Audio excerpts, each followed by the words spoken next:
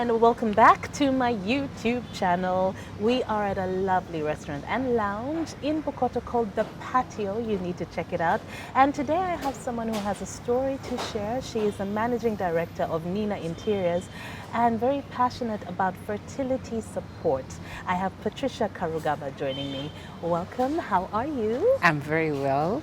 Thank you very much. Thank you for joining me. And thank you for that introduction. You're welcome. Yes, it is true that I work at Nina Interiors. We're still really the best place to get your furniture and your curtains and your interior decor stuff. But today I'm not here as Nina Interiors. Today I'm wearing the hat of a fertility coach because I am passionate about fertility support. I have to be honest, it's not really passion. For me, it's more like a deep sense of obligation. Obligation because you have your story, you have your Exactly. journey. Obligation because I walked the journey myself. I got married at 34. By Ugandan standards, that's late. That's a bit late, yes. And I was By Ugandan advised- standards, let's be clear. Ugandan standards. I know they're watching internationally, Elsewhere, but by 40, Ugandan 45. standards, 34 is late. And I also knew that by 35 I need to have started making babies because my fertility will have started going down. I knew that So getting there was a into plan it. in place. Yes, there was a plan that as soon as I get married, I would have liked to give myself a year, you know, getting... You didn't want to be in the honeymoon phase for like For a 5 year. years, you just have yourselves 5 to years each other. At 34, do you have 5 years? No, you don't. So I get into marriage knowing that I have the obligation to continue my husband's father's and grandfather's legacy. I don't know why I gave myself that big burden. There's a lot of pressure hearing that, right? And it was told to me by the pastor. He said, you need to have a child and have a child quickly because your husband is the son of so-and-so and the grandson of so-and-so, and therefore people are expecting his son. I took it literally, you know, like I had been loaded, and I shouldn't have because my husband is not an only boy. He has so many brothers. So there were so many people who could have carried on that legacy. Were you told this while you were together or on I your was own? told this premarital counseling, and premarital counseling is given about 2 days to the wedding at the point where you can't change your mind. Yeah, so I get into this marriage knowing that I need to work on things. Quickly have babies. Quickly. I was a Chogam bride, December 2007. Right after our wedding, there was Kenya had that election problem and there was no fuel. Yeah. So I get into this marriage knowing that I have to have babies quickly. And within a few months, I think I was a little bit impatient when nothing was happening. I purposed and decided on my own that let me just go and make sure things are in order, you know, just in Luganda I would say kwe Teresa. So I went to a doctor and they did the preliminary testing. They tested my tubes, they tested my hormones. My hormones were okay. They did a scan of my uterus. My uterus was okay.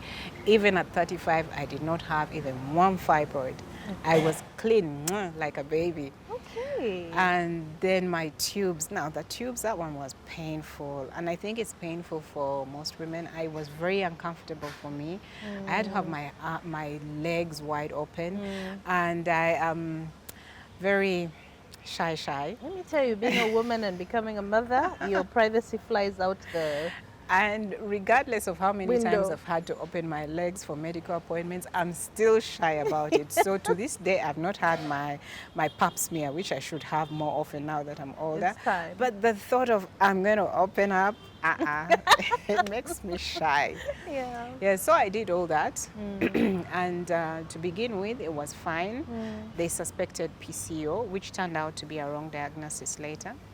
But to complete the story, they needed my husband to also do the testing. Yeah. So, So you kind of got a clean bill of health. I got a clean, not 100% clean, because they said I had PCO. Okay, Later on, we possibly. discovered that I didn't have it.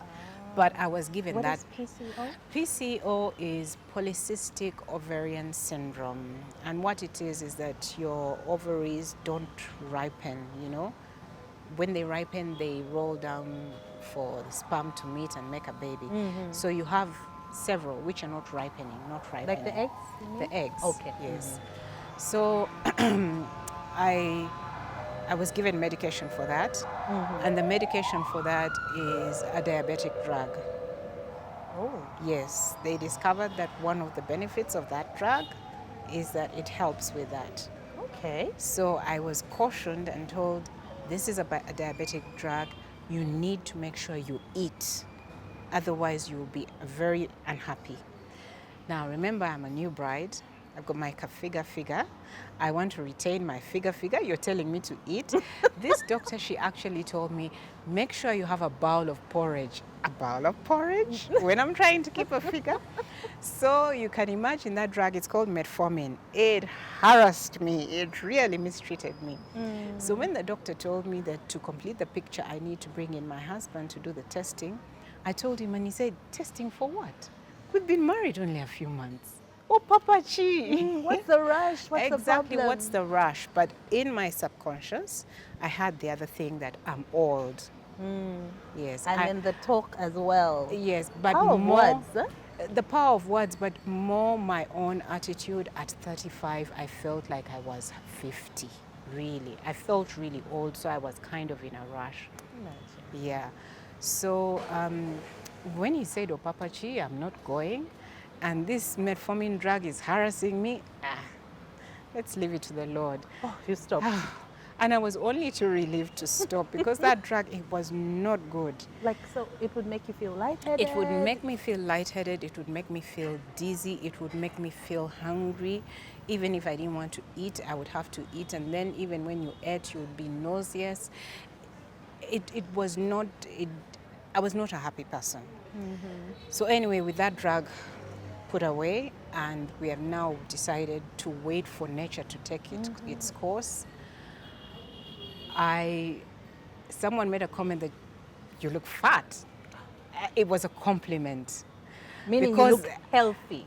She said, Ogeze, you're fat. And then she immediately followed it with, is it good news? So at that point, it was a compliment. It was not.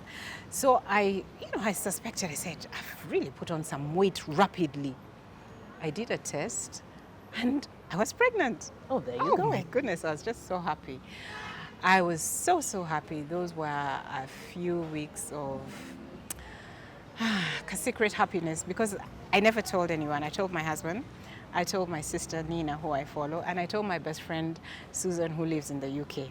I didn't tell anyone. So I had a secret. I had a silly smile. I was the nicest person at that time because anything you asked me was yes, because I was so happy. Unfortunately, I'm going in for a meeting. I decide to go to the toilet and I see that I've stained. I'm starting to bleed. It was 10 weeks. 10 weeks. A blighted ovum. So apparently a blighted ovum is common. Most people get it and they don't know they had it. But if you're, at that time I was now 35, if you're a 35-year-old woman trying to conceive, it means you're watching your cycle. And my cycle is reliable, 28 to the dot to the hour. On time. So I had already noticed that I was late. And so I knew that I was pregnant and I checked and confirmed. So when the blighted ovum came along, it was crushing. My spirit was crushed. I was so unhappy. I was so disappointed. Yes. But my doctor said to me at that time, you mavikola, meaning that this is good news. The machines were working. So even if I was really sad, he said it was good news, and it was good news, and I took it like that, that this is proof that it can work. And that you can get pregnant. Yes, now let me go forward, full steam ahead. So if it had worked before, it's going to work again. Well, it didn't. Fast forward now, I realize time is going and there most certainly is something wrong. How much time passed?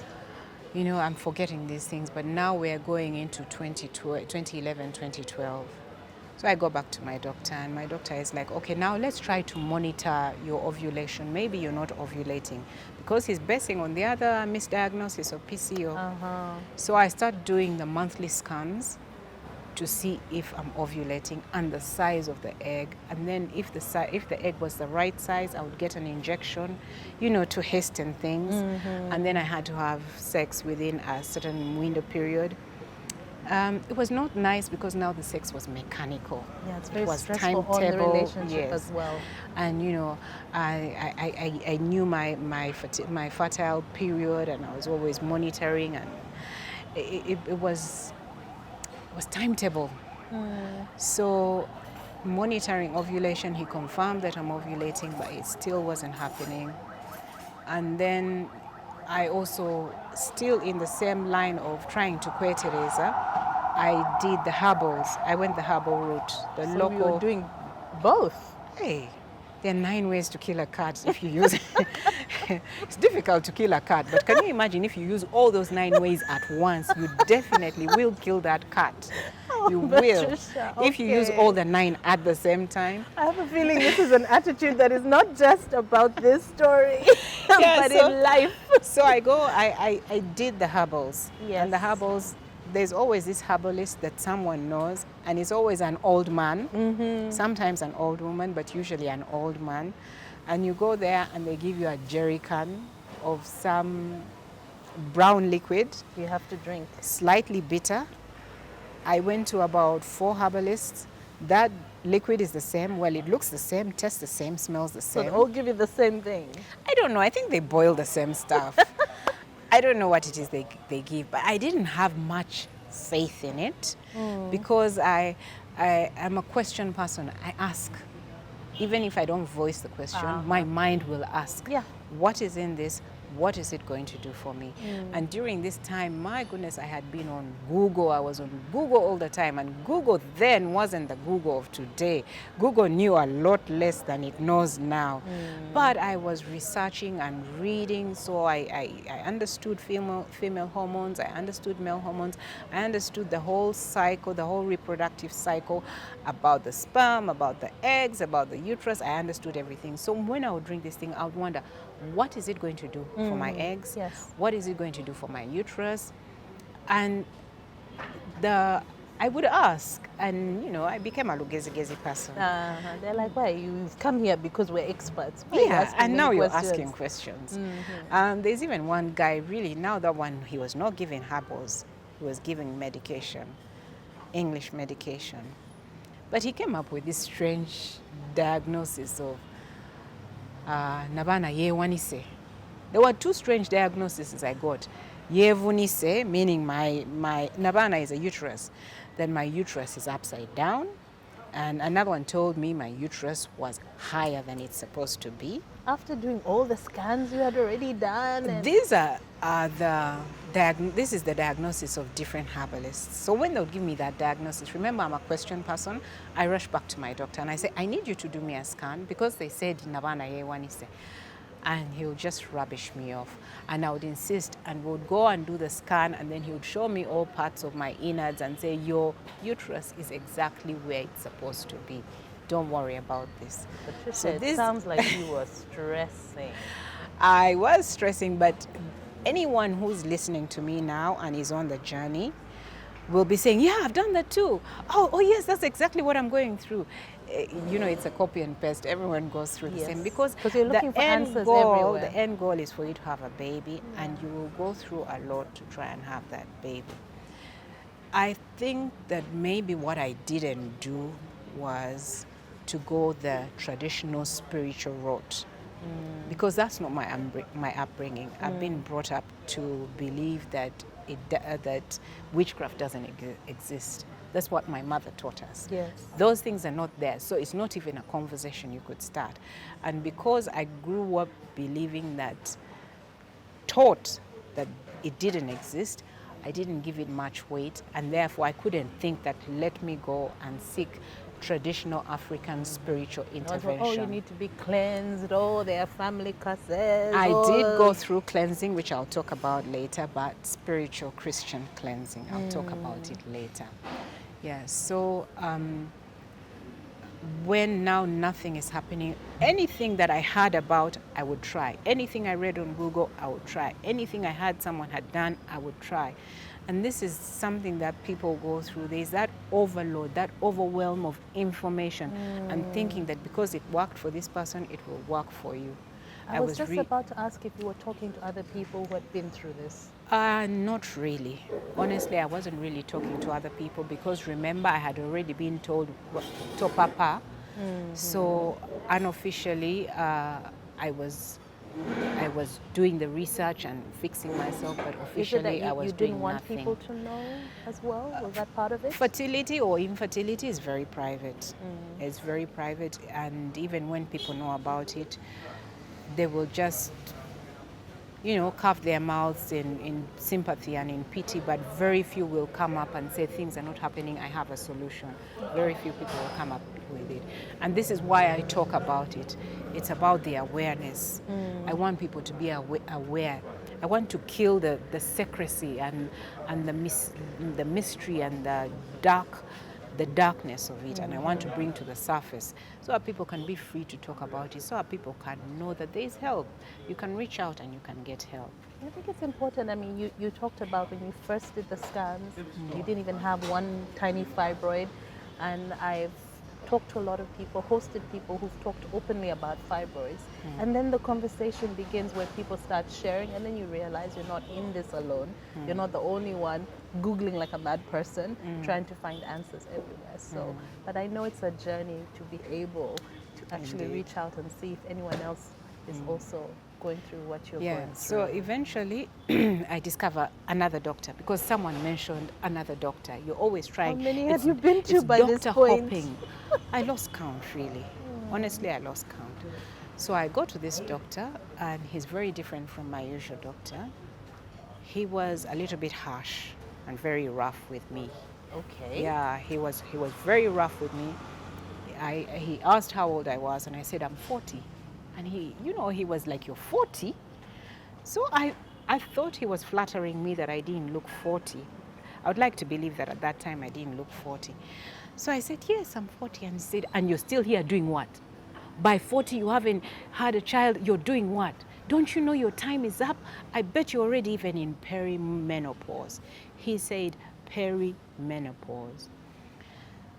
That is not a word you throw about lightly when you're talking to now at that time I was actually 40. Yes. That year I was 40, it was 2013. You don't say that to a 40-year-old who has failed to conceive. They will not take it positively. Yes. He was probably trying to get me into action. Now I'm speaking from a position of healing. I am a little bit kind, but previously I've been very unkind to that doctor because I felt that he had been very unfair to me. Yeah. So even though he said perimenopause, I had menopause. Yeah, you didn't hear that. And my mind registered the very little that I knew about menopause, which meant end of reproductive cycle. Yeah, you're done. Factory shut down. So for a 40-year-old to be told in an appointment that reproductive cycle is closed, that factory is closed, no babies. Remember, in my subconscious I have the burden of it. It threw me. I trickled into depression. Yes. I cried all the way home. I actually cried all the way home. I remember I was in traffic and I noticed a guy looking at me and I was like, why is he looking at me? Then I realized I'm crying and he must be wondering. I was just pouring. Actually, I tried to put on the wipers and they were not working. No. I was crying. So it hadn't even registered. It hadn't registered that I was crying. I thought it was the wipers. I thought it was raining. Yeah, so anyway, I get into this depression. I can't talk to anyone. I would sleep all day. I don't know where the sleep came from. Some people who are very unhappy can't sleep. But I swear I slept for 24 hours. You just felt so tired. Maybe I just felt the need to curl up in a ball, to be in a dark corner. I would have liked to fit myself into like a cupboard. I wanted to curl and fit myself like into a little box. But I didn't have that space in the home I was living in at the time. So I just put myself in one of the spare rooms, and it had a double decker. So I put a bed sheet round, and I was cocooned in that darkness in there. And I spent a week there. And then I realized I have to go to work. I've been missing from work since Monday afternoon. I need to explain that I'm ill, but what am I sick of? And doctor's note is not going to happen. So this is a family business. It's my mom I have to explain to that I'm not coming to work. And she's strict. If you're not coming to work, you need a good reason to not be coming to work. So I sent a message to my sister who lived out of the country to ring my mom and tell her I'm not coming to work. To call in sick for me. No, I couldn't have that conversation with my mom. My mom had been one of those people on the journey who was a constant nag on the issue. Most people, it's the mother-in-law, but my mom is a fixer. She's a woman of action. Things have to get done. If something is not happening, why is it not happening? What can we do to make sure it happens? It's a blessing, but it can also be... Yeah, so at that time I was a bit fragile and I was very private about my journey. So I couldn't share with her, and it's not a discussion we could have easily. So my sister then rings and says, what's happening? I couldn't talk to her either, but I could text her. So she texts me, she says, check your email, I've sent you a ticket, come to Nairobi. At that time she was in Nairobi. She said, come to Nairobi. So I thought she's inviting me to Nairobi for a weekend to relax and what. Straight from the airport with my suitcase still in the car, doctor's appointment. Oh my.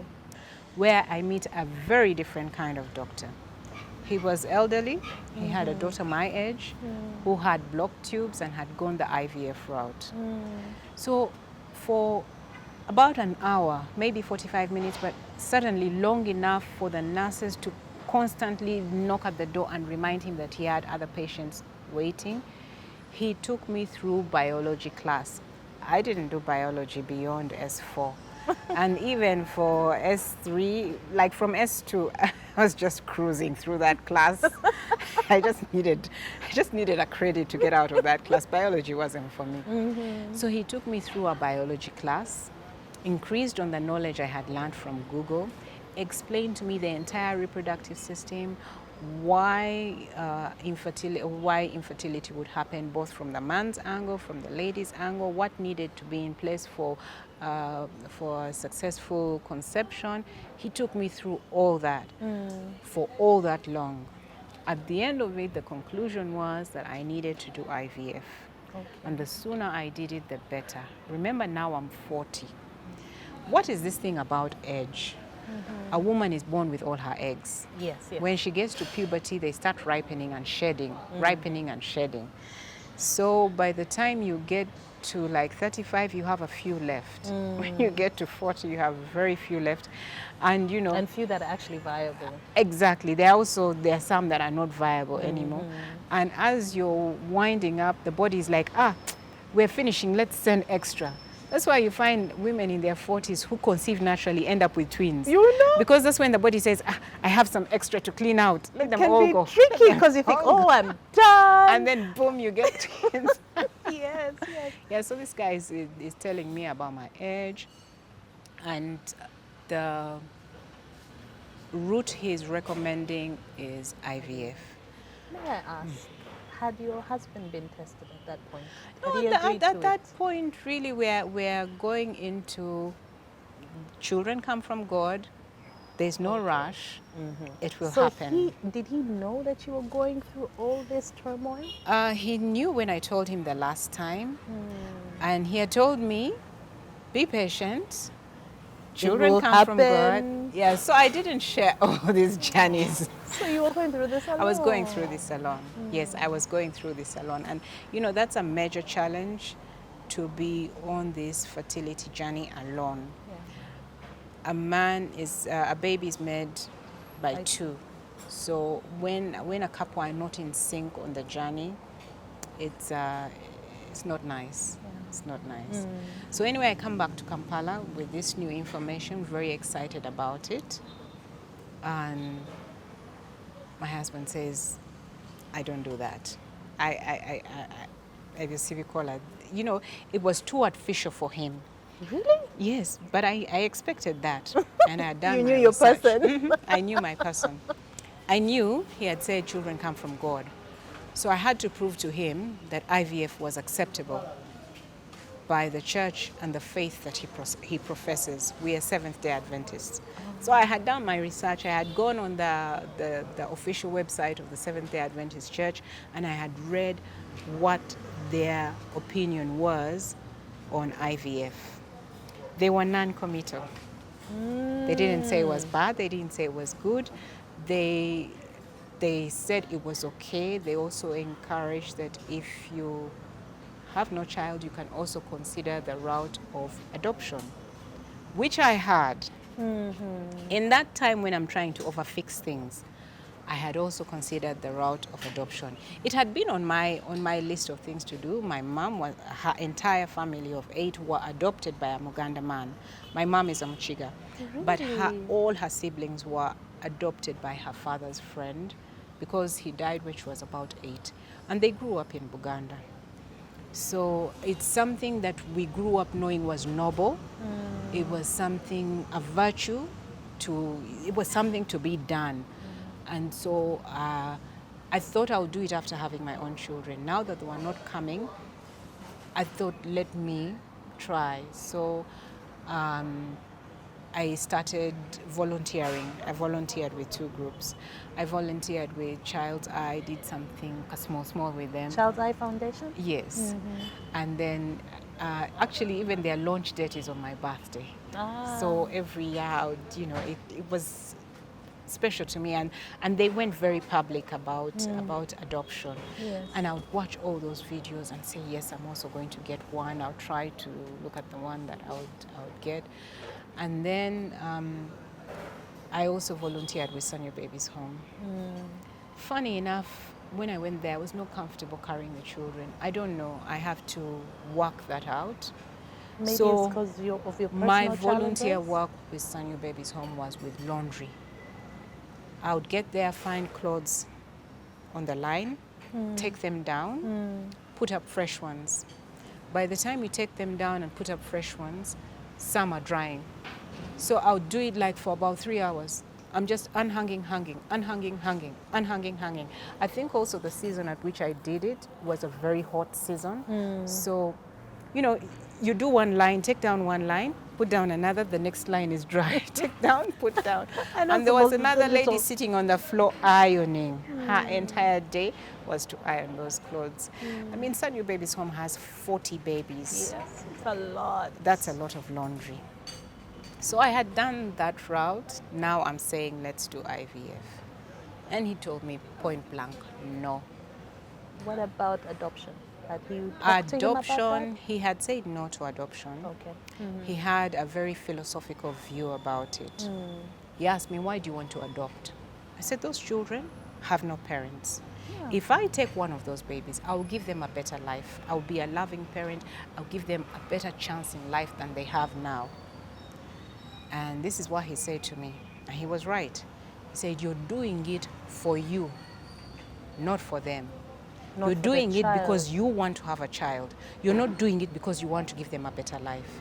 Just by the way, when you have the child and you're happy, the child will also get a better life. So when you're ready to 100% do it for the child, and it's not about you, then we can talk. Oh, that's tough. Eh? That is deep, very philosophically deep. Yes. And it forces you to face yourself, to really ask yourself. To be honest, and quite honestly, I was not adopting. Yes, we had grown up with the virtue of adoption is good, but I was doing it that I need a child. I was doing it for me, not for them. Yeah. And I haven't gone so much into adoption, but I think if you go in it from that angle, you can have bondage issues. You might Yeah. fail to bond with the child because you've gone in it for you, not for the child. So you can fail to make a connection with the child. It's a good point. Yeah. When this guy said I was in perimenopause, I went into depression. Yes. When I came back with hope and my hope was crushed, I didn't go into depression. I just shut down. Did you feel like there was just nothing you could do at that point? I had no future. I had no future. I was just very mechanical about everything. I was very mechanical. I did not see beyond having a child. If I didn't have one, why do I even work? I work to get money, to survive, to be old, but who wants to be old when they don't have a child? What's the point? I have to say I wasn't suicidal. But if I hadn't had support and interventions at different stages, it could have been an option for me to consider. Things could have been very different. Yes, and also if I was facing more social pressure or more social exclusion, because people have that problem with their in-laws. Their in-laws can be really nasty, but I didn't. Okay. I had an amazing mother-in-law. Thankfully. She never said anything. She asked about it once, Okay. and I'm the one who told her, I have gone to work on this and this. She said, yeah, I'm always wondering whether you guys are working on it. She never pressured me. I don't know, maybe she pressured my husband, but me, no. Bless her. And my in-laws are a big extended family. First of all, it's a big family, and they live with cousins and aunties and singers. Never came up. Never came up. And I tell people that it was never said to me. Maybe they gossiped about it in my absence, but I never got to know. And for that, I thank them. I thank them for being discreet. Yeah. That's the word. That's being discreet sensitive, about yeah. it and not making me feel bad, not making me feel less. So if I can imagine if they had been nasty, maybe the depression would have been more severe and then the suicidal thoughts might have come in, but they didn't for me. Yeah. So you said you shut down and you even started to question your worth? Absolutely. You see, I'm probably jumping ahead, but why is infertility so bad? Infertility is so bad because of where the idea of infertile comes from. So what was the turning point for you? There were many turning points. There were many turning points. People say, oh, I'm so proud of you, you never gave up. I gave up. Many times. Many times. But each time that I got up was a turning point. Okay. And there was always someone who came in and caused that turning point, which is part of the reason why I do this job as a fertility coach. Because I believe that you just need one positive word to turn the picture. That support is important. So one positive word came in, and suddenly my husband was okay with IVF. Party. Okay. So we start IVF in 2013. I got into IVF number 1 with all my faith in the doctors. Okay. IVF 1 failed. And it's quite common that it does, right? So I get into IVF number 2, still with faith in the doctors and knowing that now I needed money. IVF number 2 failed. IVF number 3, I've got some money to do a third one, and I've discovered supplements.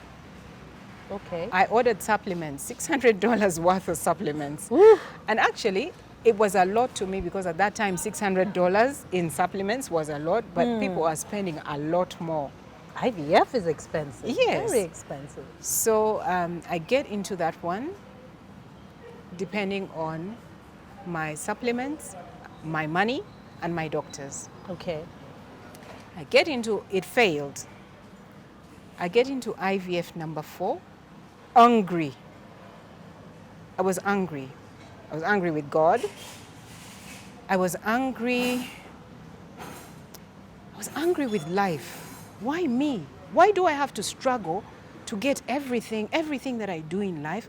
I have to work for it. Why? Why me? Why do I have to struggle? Why are those people on the street, mad women on the street, are pregnant?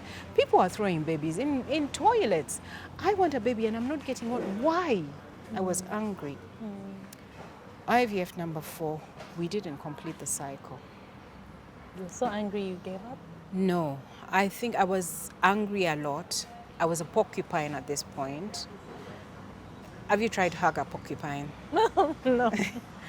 I was a porcupine, and we had a frank conversation with my husband, and he said, he's done. Bino sibidam. I'm not doing it again. It's stressful for me, as it's stressful for you. What about me? What about me? But it was super stressful for me because he didn't know how far back I had been trying and what I had been trying yes, to fix. he was in the dark in the beginning. He was in the dark. So, and having a child, I think for him was not that important. He's a child magnet. Children, where he is, they just go to him. At any one time he has a child, he's carrying on this arm and another one on his lap.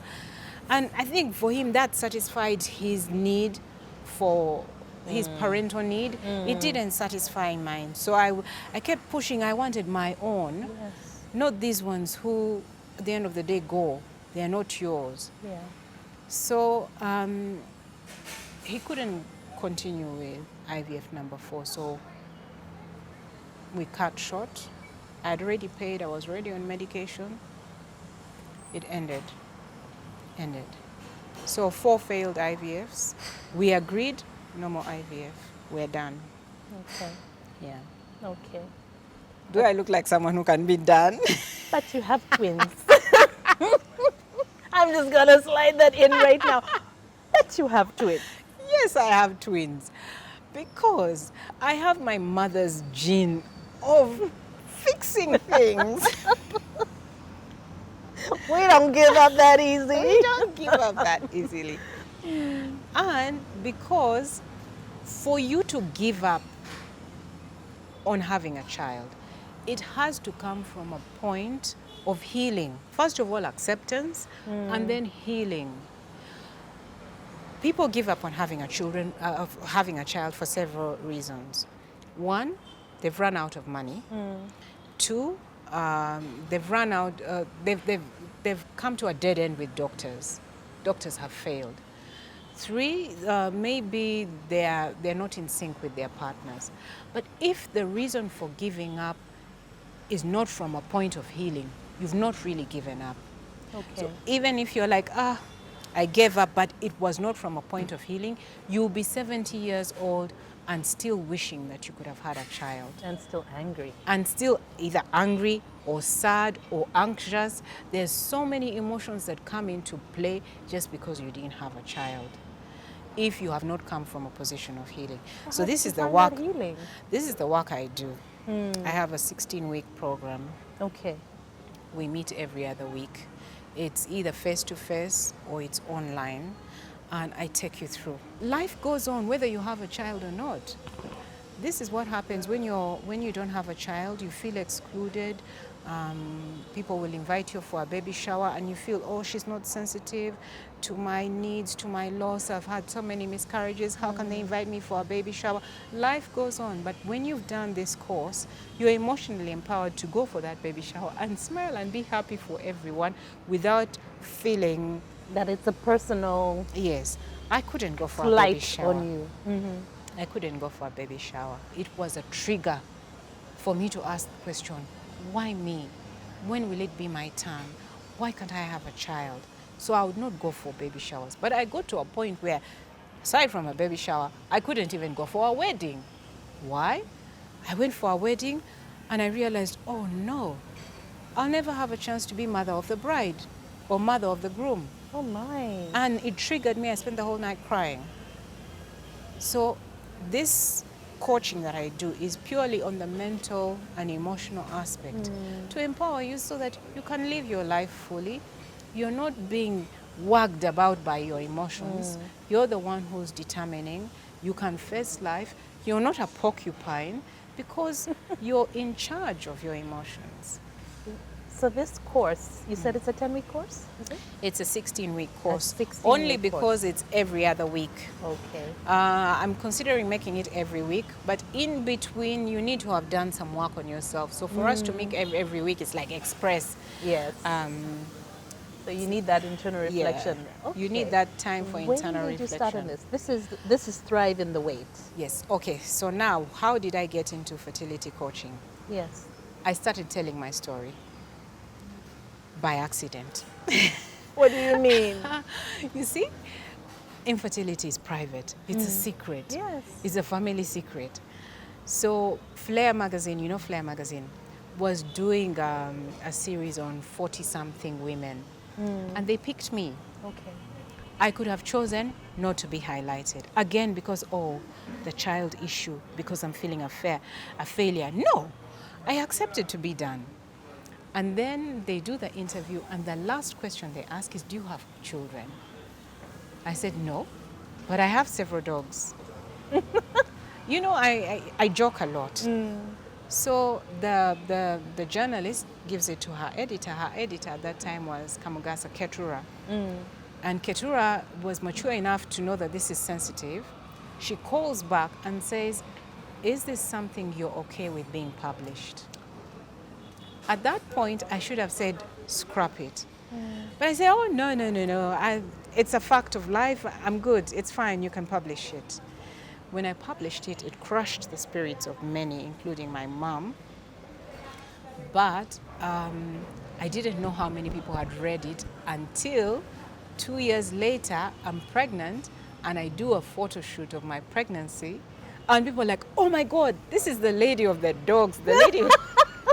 And you said you had like 8 dogs, is it? My dad loved dogs, and Okay. growing up, we always had a dog. Yes. So then I initially, when I got married, I didn't have a dog, but then I got lonely. So I got one little dog, Pinky, and then I got another, and another, and another, and they became 8. Maltese. Wow. I had a black Maltese, I had a Spitz, I had white Maltese, I had some funny mix, I had a Corgi. So I had a total of 8 little house dogs. Can you imagine 8 dogs running about in My mind. I have 2 small ones, and that's enough. I had them, I loved them, they were on my bed, they were everywhere. I would go with them for outings. The ones who behave, I'll go with you. I put them in the car, I drive away. Because you can't drive around with 8 dogs, so I'll usually go with about 3. Put them in my car and drive off to my mom's house for the day. So I have 8 dogs. Okay. And then when I got pregnant, I wasn't interested in the dog. We were chatting before. Let me just give you a bit of background. Pregnancy is the strangest thing. Things that you love, sometimes you can't stand. Yeah. Things that you can't stand, you can't get enough of. I mean, I've heard strange stories of people who can't even stand their partner's smell, and they just get away from them. Yeah. You so couldn't with stand me, your it dogs. was the dogs. Aww. I had 8. One of them that I called Missy gave birth to 3. They became 11. Oh. I was nauseous. I couldn't stand them. I could not stand those dogs. And you said you can't I even couldn't watch stand the TV. sound of them barking. I couldn't stand the sound of their little paws on the floor. And then some friend of mine is like, oh, Patricia loves dogs. Let's give her another one. And I ended up with 12 dogs. No. I think your mind, your heart was trying to also make room for something else. Today, this is 5 years later. I hate dogs. Can't stand them. So it's I know my complete dad is standing in turnaround. his grave to hear me say this, but So I you can't have no stand dogs? No, I don't. And Well, they disgust eventually me. for the kids. No. you will- They'll do that when they move out into their own home.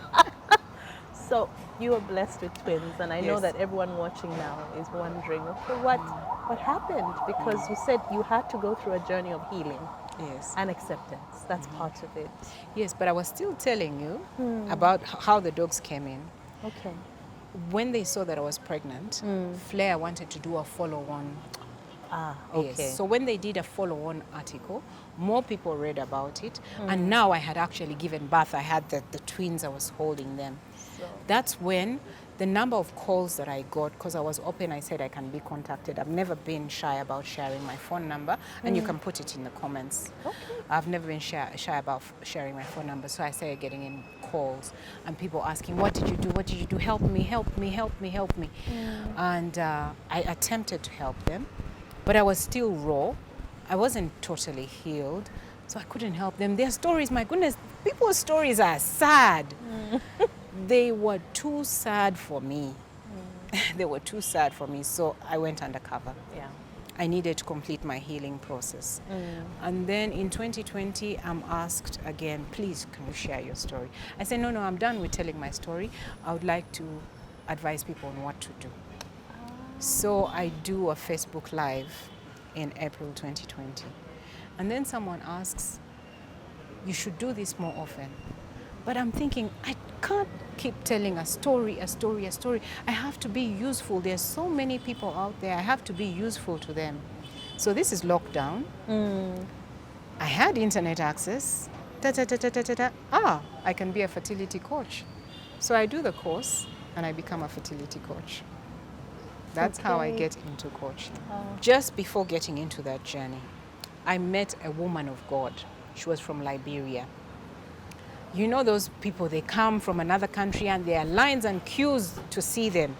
This one was brought to me. No line, no queue. Okay.